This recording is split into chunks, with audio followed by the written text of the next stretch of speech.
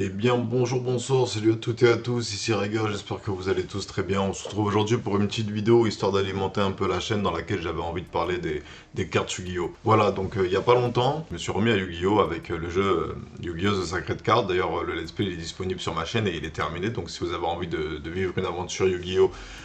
Bon après, le Yu-Gi-Oh! The Sacred Card c'est le jeu simplifié.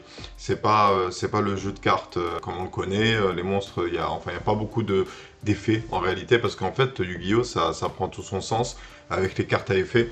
Les cartes normales elles sont pas très puissantes dans Yu-Gi-Oh. Le truc le plus puissant c'est les monstres à effet. Et voilà, j'étais en train de faire un tour sur Facebook, j'étais en train de regarder le fil d'actualité parce que je m'emmerdais un peu pour être honnête. Je savais pas trop quoi faire de mon temps en réalité, je me suis pas senti inspiré pour faire de contenu, pour jouer à des jeux vidéo, pour lire des mangas, pour faire de la musique. Et du coup, je regardais le fil d'actualité de Facebook et j'ai vu une publication parce que je suis abonné à différents groupes Yu-Gi-Oh depuis que j'ai racheté un paquet. Et du coup, j'ai vu un mec proposer des cartes. Alors, Yu-Gi-Oh! Je sais pas si vous suivez l'actualité Yu-Gi-Oh! Et pour un peu se familiariser avec l'univers de Yu-Gi-Oh! Je vous conseille la chaîne de Tero. Tapez Tero Yu-Gi-Oh! Et vous le trouvez. Et donc du coup, j'avoue que c'est un délire Yu-Gi-Oh! En réalité. Et c'est fascinant comme univers, c'est super stylé comme jeu. Enfin, c'était super stylé comme jeu, pour être honnête. J'ai regardé un peu comment ça joue maintenant. J'ai joué un peu à Master Duel. Ça reste intéressant, ça reste sympathique à faire, mais maintenant, il faut avoir fait Sciences Po pour comprendre les règles du jeu et les effets des monstres. Et il y en a qui sont super cheatés, mais ça reste sympathique en réalité. Quand c'est sobre en termes d'impact des effets, le jeu il reste ludique. Donc du coup voilà, je pense que je vais me refaire une collection de cartes Yu-Gi-Oh! En réalité, pas pour le but de faire du fric ou quoi, parce que j'aime vraiment beaucoup le jeu. C'est un jeu qui a été très important dans mon enfance, Yu-Gi-Oh! Je l'ai découvert à l'école primaire, en CE2 ou CM1, je sais plus, c'était vers mes 8-9 ans. J'ai vraiment essayé d'apprendre à jouer au jeu, de lire les règles, de jouer comme il fallait jouer. Et j'ai même fait un tournoi à jouer club. Donc c'était sympathique de la part de Jouer Club d'organiser un tournoi Yu-Gi-Oh!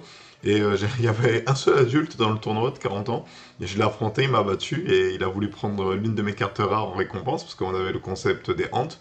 Dans le tournoi, on pouvait prendre une carte du deck de l'adversaire, et voilà. Et du coup, Yu-Gi-Oh! Tu vois, c'est quelque chose qui... en fait, ça c'est de manière générale, il y a beaucoup de licences qui ciblent avec leurs médias qui ciblent les enfants. C'est-à-dire que les animes qui tournent autour de l'univers, ils sont pensés pour plaire à un enfant entre 8 et 12 ans. Mais en réalité, Yu-Gi-Oh! C'est plutôt... comment dire, je connais pas trop l'univers Yu-Gi-Oh! Parce que j'ai pas joué avec beaucoup de fans en réalité. Hein, à part ce tournoi Yu-Gi-Oh! Que j'ai fait quand j'étais gamin, j'ai pas connu beaucoup de fans à part mes amis. Mais en réalité, il y a des darons qui jouent à Yu-Gi-Oh! C'est surtout les adultes en réalité qui investissent des fortunes dans les decks et qui font les échanges et qui font les tournois. Et donc du coup, voilà, c'est un trip en réalité. Je veux dire, là, cette vidéo, elle va être courte. Hein. J'avais pas envie de faire une longue vidéo, j'avais juste envie d'enregistrer ce que je pensais du Yu-Gi-Oh! Mais voilà, donc du coup, refaire la collection Yu-Gi-Oh! Jouer à Master Duel. Parce que j'ai prévu aussi de faire Master Duel sur la chaîne. Hein. Donc si jamais ça vous intéresse possiblement de voir ces vidéos-là, envoyez-moi votre énergie pour faire un Genkidama pour que j'ai l'appart. Et donc du coup, voilà, genre, c'était Riger qui parle de Yu-Gi-Oh! Qu'est-ce que je pourrais dire de plus? Ouais, l'anime c'était un trip aussi, mais j'avais essayé de regarder les Yu-Gi-Oh! GX. J'ai regardé en VO STFR, j'ai regardé l'épisode 1 à 6, je crois. Mais c'était mieux quand j'étais gamin, pour être honnête. Les animes, je veux dire, le héros il pioche toujours la bonne carte. Il s'est toujours, comment dire, tendu au début du duel, et après il y a un Deus Ex Machina qui sort du deck et qui lui permet de gagner. Et du coup, voilà, mais je vais me remettre à Yu-Gi-Oh! J'ai envie de me faire une collection, j'ai envie de me faire des decks aussi, j'ai envie de penser des decks, de jouer intelligemment à Yu-Gi-Oh! Et donc du coup, heureusement que maintenant il y a Master Duel, parce que du coup ça permet de rendre accessible ce jeu de cartes à jouer à tout le monde, parce que ça coûte des sous en fait de jouer à Yu-Gi-Oh! Je veux dire, les decks ça coûte 20-30 euros je crois. En plus de ça, il faut suivre, souvent les decks qui sont disponibles pendant une certaine période, puis ensuite il y a un nouveau deck qui sort.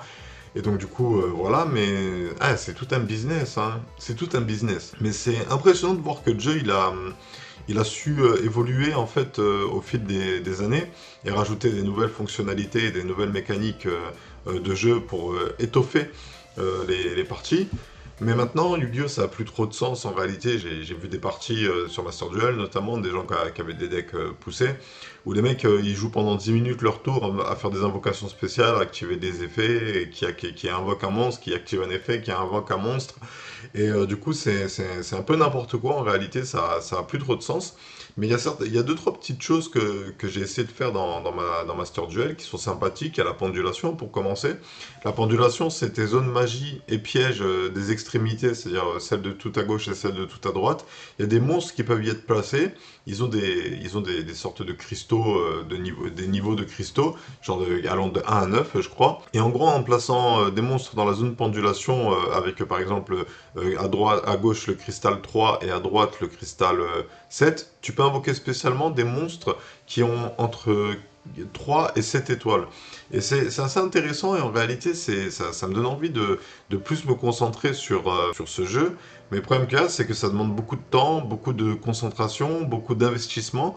Et c'est ça qui est un peu dommage en réalité, c'est que les meilleurs jeux, quel que soit le jeu, quelle que soit la pratique, quel que soit le contexte, c'est les jeux qui ont des règles simples, mais que quand tu les pousses, ça peut se complexifier. Notamment, par exemple, comme le jeu vidéo Pokémon. Le jeu Pokémon, c'est simple.